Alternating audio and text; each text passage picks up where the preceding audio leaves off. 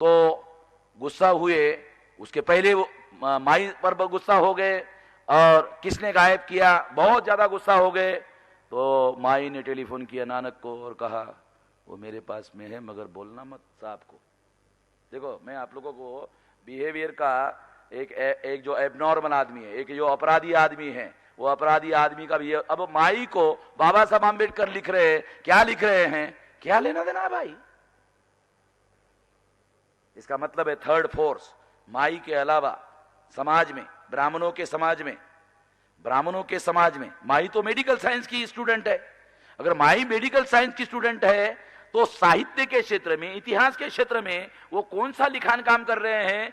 माई को उतना इंटरेस्ट नहीं होना चाहिए और नहीं होगा, मगर थर्ड पार्टी जो समाज में ब्राह्मण है उन्होंने माई को काम पर लगाया कि देखो क्या लिख रहा है लास्ट में, कोई मामला, वो उसका आदमी का दिमाग बहुत तेज है, वो क्या लिख रहा है जरा ध्यान रखो। ऐसी बहुत सारी घटनाएं, इसका बहुत एबनॉर्मल जो साइकोलॉजी होती है, एक होती है abnormal psychology, normal psychology and abnormal psychology. इस दृष्टि से उन घटनाओं का विश्लेषण करना जरूरी है। तो बहुत सारी बातें आप लोगों को पता चलेगी। मैं कोशिश करने वाला हूं, मुझे जैसे समय मिलेगा उसके कम से कम 200 पेज, इस पर बहुत विस्तार से 200 पेज लिखे जा सकते हैं। ये जो एबनॉर्मल बिहेवियर है माई का, एक अपराधी व्यक्ति का जो बिहेवियर होता है वो सामान्य लोगों के जैसा नहीं होता है, उसका अलग होता है। और ये बाकायदा शास्त्रीय बात है, ये कोई काल्पनिक बात नहीं, शास्त्रीय बातें हैं और शास्त्र के आधार पर ये इसको विश्लेषण करके सिद्ध किया जा सकता है। और इस तरह से ये बताया जा सकता है कि ये प्लानिंग बनाकर, योजना बनाकर ये सारी की सारी चीजें हो रही थी। और बाबा साहब आम्बेडकर के मृत्यु के बारे में वो श्यामू जाधव उसके षड्यंत्र में शामिल था, उसको जो पत्र व्यवहार माई कर रही थी, वो पत्र व्यवहार उसका बेटा, क्या नाम है उसका, राजरत्न जाधव, उसका बेटे के पास वो पत्र व्यवहार है। हम लोगों ने बहुत कोशिश की वो पत्र व्यवहार हमको दे, बिल्कुल नहीं दिया उसने। उसके बेटे को भी मालूम है उसके बाप ने क्या किया। अब उसके बेटे का क्या करना है वो तो समाज देखेगा, ओ समाज के लोग देखेंगे क्या करना है क्या नहीं करना है। मगर ब्राह्मण आज भी सतर्क है। मतकरी यहां बैठे थे, उनके पास वो लेटर लेके आए थे अंग्रेजी के, तो वो मराठी के अंग्रेजी करने के रेफरेंस में उसके पास से उसको मालूम हो गया बामसेब का कार्यकर्ता है, बामसेब के संपर्क में है। तुरंत वो आया और लेके गया और किसके पास दिया, डॉक्टर चौसाड़कर नाम का ब्राह्मण। और फिर डॉक्टर चौसाड़कर के पास में जब वो लेटर गए, उसके बाद वो लेटर, हम लोग चाहते थे कि आखिर माई साहब जाधव के साथ में जो पत्र व्यवहार कर रही है, एक घर में मतलब नौकर के तौर पर काम करने वाले जो आदमी है, उसको इतना इतना इंपॉर्टेंस क्यों दे रही है?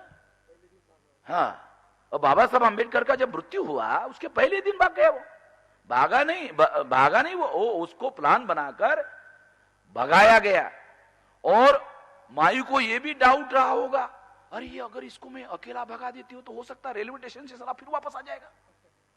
देखो माइंड, ये जो एबनॉर्मल माइंड कैसा काम, अगर इसको मैं अकेला भेजती हूं तो ये रेलवे स्टेशन पर जाके फिर वापस आ सकता है।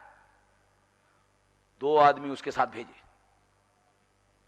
ताकि ये वापस नहीं आना चाहिए। प्लानिंग चलते ना डॉक्टर दातार साहब, समझ रहे मैं क्या समझा रहा हूं।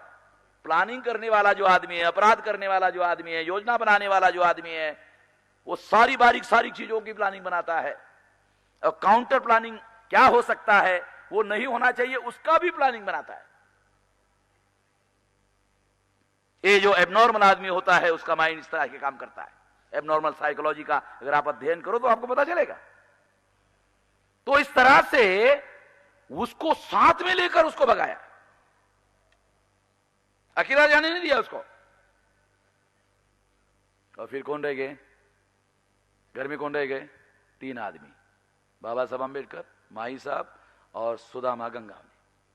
सुदामा गंगावने जहां बाबा साहब आम्बेडकर रहते थे वहां रहते नहीं थे, वो आउट हाउस में रहते थे। इसका मतलब घर के अंदर 3 आदमी नहीं थे, दिखने के लिए 3 आदमी दिख रहे हैं मगर रियलिटी में 2 आदमी थे। एक बाबा साहब और दूसरा माई साहब। ये प्लान बनाकर ये सारा वहां बनाया गया, योजना बनाकर, ताकि कोई भी आदमी वहां नहीं रहना चाहिए। और ऐसी सिचुएशन में ही बाबा साहब आम्बेडकर के साथ में घात किया जा सकता है और योजना को सफल किया जा सकता है। ये योजना बनाकर ये सारा का सारा काम, ये षड्यंत्र किया गया और वो सफल हो गई। और उस पर पर्दा डालने के लिए सरकार कांग्रेस की, जवाहरलाल नेहरू की और गोविंद वल्लभ पंत होम मिनिस्टर